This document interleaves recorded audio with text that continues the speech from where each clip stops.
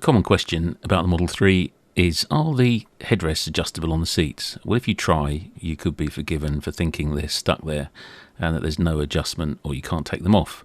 But actually, it can happen. There is a trick to it, and we're going to show you how. You need to get your fingers right underneath the edge of one of the headrests and then pull the fabric down, and you'll see that little grey clip.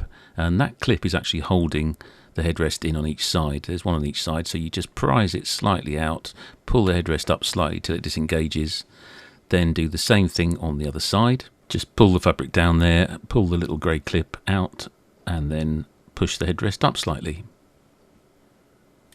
And once you've done that, the headrest can come off completely, or you can adjust it to any height you desire. So that's our tip for today. Join us again for more tips, tricks and advice on Tesla Gurus. Bye for now.